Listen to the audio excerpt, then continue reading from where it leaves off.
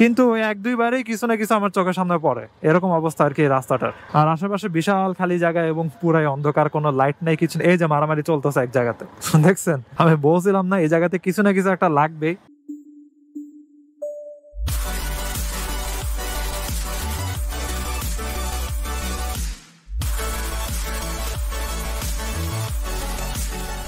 এই what is up, কি পরিমাণ ধুলা দেখছেন? আমার পাশের স্কুটার, তারপর এখানে একটা আছে FZS ভার্সন 3 আই গেস।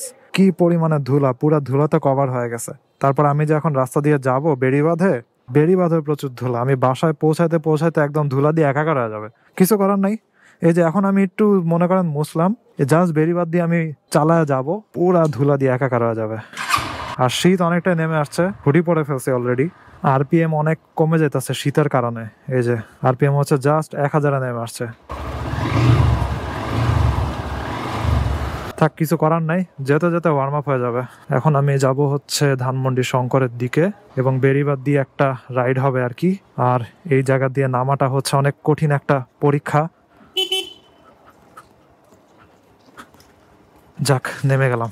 মাটির উপর দিয়ে, একদম ভাঙ্গাচোরা মাটির উপর দিয়ে নামা লাগে আর কি। মোটরসাইকেলের ব্রেকের 12টা বাজা যায়। এবং এই রাস্তা দিয়ে একদম উল্টা পিছনের দিকে গেলে হচ্ছে নদী। আমি আপনাদেরকে আগের দিন ওই জায়গাটাতে গিয়ে দেখাইছিলাম, বুড়িগঙ্গা নদী একদম সামনের থেকে দেখা যায়, এবং পুরাটা হচ্ছে বাধাই করা, ফুটপাত বানানো, জোস জায়গা। এবং এখন অন্ধকার বেড়িবাঁধের রোডে উঠে যাব। দেখছেন কি অবস্থা, পুরাই অন্ধকার। আমার হেডলাইটের আলো ছাড়া অন্য কোনো আলোই দেখা যাইতেছে না। আশেপাশে তাকায় নেই, যাক কিছু নাই। Let's go. জোস ধুলা ভরা বেড়িবাঁধ, এটা দিয়ে এখন রাইড করতে করতে যাইতেছি, এবং খুবই সতর্ক থাকা লাগে, কারণ এদিক দিয়ে হচ্ছে হাইওয়ে দিয়ে ট্রাক গুলা সব আসে, তো এই জন্য এইভাবে উড়াধুরা ওভারটেক করে। এবং তারা যখন ওভারটেক করে তখন কিছু করার নাই, আপনার সাইডে যাওয়াই লাগবে। অনেক সময় বালুতে নাইমা যাওয়া লাগে, কিছু করার থাকে না। কিচ্ছু করার নাই ব্রো, এইভাবেই চলতে হবে এসব রাস্তাতে। এই যে CNG যাত্রী নিতে থামা গেছে, CNGর পিছনে ট্রাকের লাইন ধরে গেছে। এগুলাই হয় হচ্ছে এখানের নিত্যদিনের অবস্থা। এবং আমি এখানে আসছি হচ্ছে ওই যে ট্যালি অফিসের পিছনে আরেকটা রোড আছে, ওইটাকে বলে বউবাজার রোড। নতুন একটা রাস্তা দিয়ে আমি আসছি আর কি, মানুষদেরকে জিজ্ঞাসা করতে করতে। এবং ওই রাস্তাটাও ভালো আছে, একদম স্মুথ একটা রাস্তা। ট্যালি অফিস দিয়ে যদি উঠতাম অনেক জ্যাম খাওয়া লাগতো, পরে বউবাজারের রাস্তা দিয়ে আসছি, অনেক ইজিলি আমি চলে যেতে পারছি। আর এখন স্ট্রেট বুদ্ধিজীবী স্মৃতিসৌধের সামনে চলে যাব, ওইখান দিয়ে ডানে মন নিয়ে ঢুকে যাব, ওইখান দিয়ে সোজা চলে গেলে আমি বাসায় চলে যেতে পারবো। এবং অনেকজনকে যখন আমি বলি যে আমার বাসার পিছন দিয়ে সোজা গেলে বুদ্ধিজীবী, তারা বিশ্বাস করে না, বলে যে কি রে, তোর বাসা না ধানমন্ডি, তুই যে আবার বলো বুদ্ধিজীবী। আমি বলি যে হ্যাঁ, কারণ এটার পিছনে হচ্ছে পুলপার দিয়ে সোজা চলে গেলে হচ্ছে বুদ্ধিজীবী। আমার এই সাইডের এরিয়াতে কিছু সাবস্ক্রাইবার আমার ভিডিও দেখে চিনতে পারছে যে কোন এলাকা দিয়ে আমি রাইড করে যাইতেছি, তো তারা ভালো মতো বুঝতে পারবে আমি কোন জায়গার কথা বলতেছি। তারা বউবাজারও হয়তো চিনবে। এদিকে অনেকগুলা বাজারের রাস্তা আছে, একটা হচ্ছে রায়ের বাজার, বউবাজার, তারপরে মধুবাজার, এরকম অনেক টাইপের রাস্তা আছে। এরে ওভারটেক করতে গিয়ে তো ঝামেলায় পড়ে গেলাম। আমার পাশের অটো আবার ওভারটেক করতেছে আরেক ব্যাটারি রিক্সারে ওভারটেক করতেছে অটোরে ওভারটেক করতেছি আমি, আবার অপোজিট সাইড থেকে ওভারটেক করতেছে আরেকজন। সো বিশাল ঝামেলা।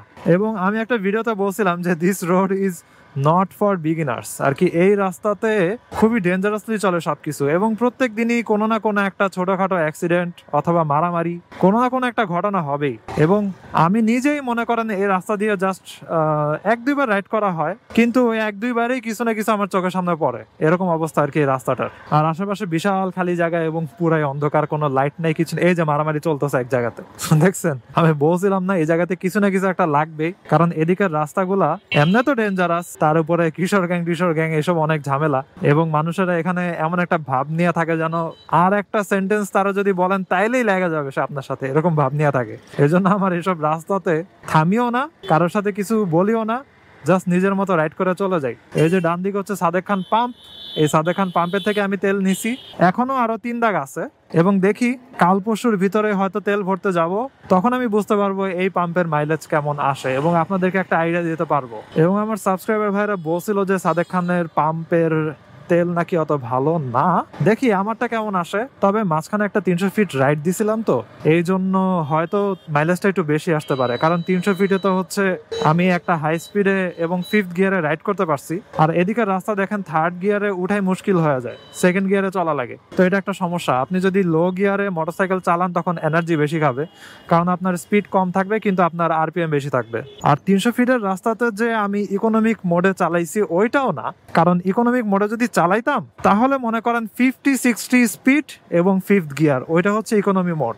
কিন্তু আমার অনেক সময় স্পিড মনে করেন 70-80 এরকম উপরে উঠে গেছিল। আমার 300 ফিটের যে ভিডিও আছে পূর্বাচলের ট্যুরের ভিডিও, ওইখানে আপনারা দেখতে পাবেন এবং আমি প্লেলিস্ট করে দিব ট্যুরের ভিডিওগুলা এরপর থেকে।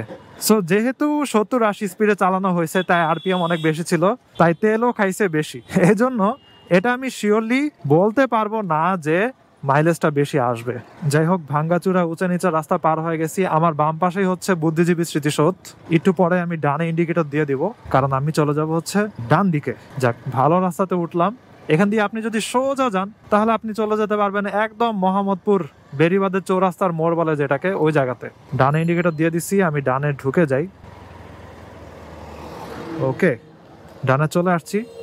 এবার এদিক দিয়ে হালকা একটু রাইট করে সামনে আগাবো। কারণটা হচ্ছে আগে আগে রাস্তা পার হয়ে যাওয়া লাগে। আপনি কোনো একটা জায়গাতে দাঁড়ায় রাস্তা পার হবেন ওরকম আসলে সুযোগ হয়ই না।